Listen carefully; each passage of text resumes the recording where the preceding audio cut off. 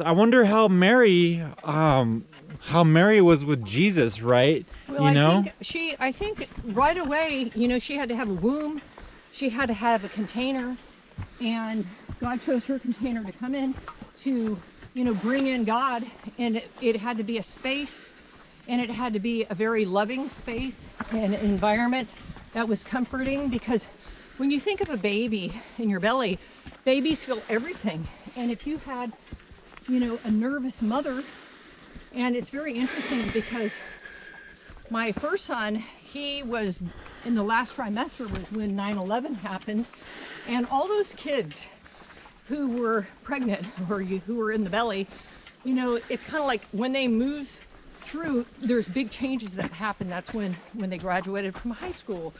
That's when COVID happened. All these different things that they're tracking with those kids because mothers were so stressed out.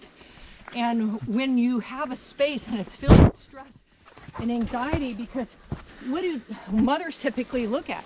They look at what's wrong with their kid. Or the threats in the space. Yeah, the threats in the space, and also what's wrong with their kid. They're looking at where their kid has maybe no pictures. And for a child to activate, a child needs a circuit with their mother.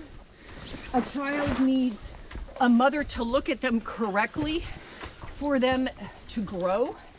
But if there is a picture and a lie put in their space and the mother just keeps reinforcing that, then the child failure to thrive.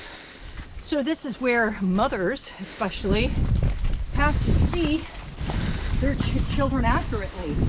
And think about, Mary knew what Christ came here to do, and she saw, even though in the first 30 years Christ wasn't, he wasn't teaching, he wasn't doing any of that, but she saw him as that. She knew the truth. And there has to be a truth with mothers seeing their kids accurately, seeing the Christ in their kids. Yep. Not where that they just don't exist. Let's go this way. That's so very true. Right. So that's really focusing on the truth and the Christ in them, because if there is an empty space, space cannot remain empty. It will be filled with something. And if we don't fill it with Christ, it gets filled with a demon.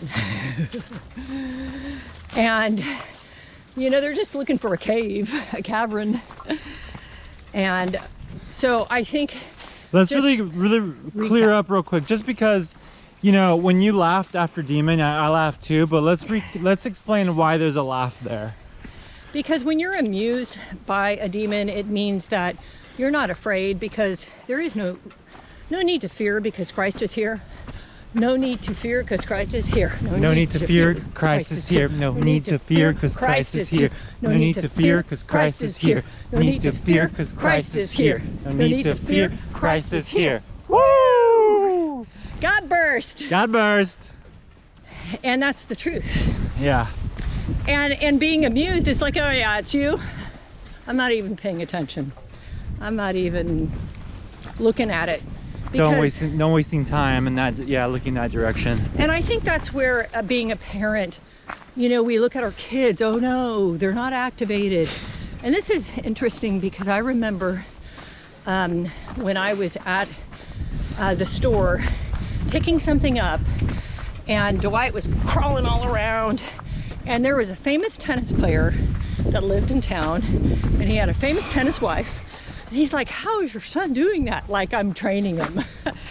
And it was kind of like when we're in control, we think we have to control how all that's happening, and worried as a parent, you're worried. Maybe they're not gonna walk. Maybe they're not gonna do this.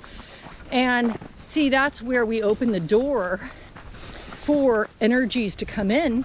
And think about it, if a fly flew in the room, it's like a demon, you just move it out. It's not like we're paralyzed by it, or that's not really the reality.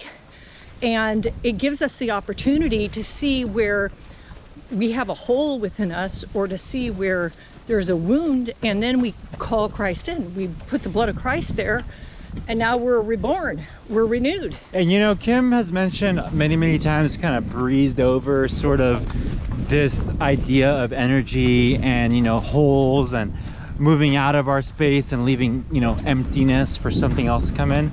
You know what, Kim, one of the analogies you gave like many years ago, I don't know if you're still using it, it probably applies forever, but like, energy is money, energy is currency, attention is that. Attention is currency. So maybe you know, if you want to start thinking about what your attention is doing, is that's where you're putting your money, that's where you're sending your money, that's where you're sending your energy. Your energy, that is your currency, your energy. Yep. That is your money, that is your energy. That maybe it's, and it creates something, you know. It's kind of like money just brings it to a tangible thing, but you know, where your attention goes, your energy is going there to create something. And got it. So what that means is a lot of us are we're only looking at the external threats. Yeah. Of something could actually be harmful to me, and what if my kid isn't activated in this way? It means that they don't have a picture there. It means that no one ever saw them accurately. That's what I was gonna say. And most clients never felt seen. They never felt seen, and a lot of clients that come to me, you know, we get into agreement and put accurate pictures there, infuse it with God, and now they can activate. Because otherwise you can't. Talk about that infusion process. That's God, that's Christ.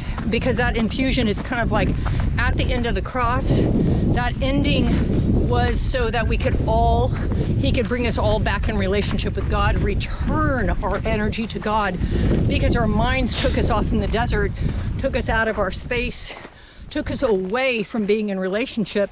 And the blood is, it's the binder. Think about what blood is. It binds things together. And it is, because of that sacrifice, it's like coming home. And because there was animal sacrifice before Christ, it's like, think of the pagans, they sacrificed animals. Then the Jews sacrificed, you know, goats or sheep, and now the ultimate sacrifice came in because we had the break. The lamb. There was no circuit, meaning no energy movement. Energy movement, there must be a circuit. And in that break, Christ returned the energy back up to God so we can have this relationship, this connection, this communication, this co-creation.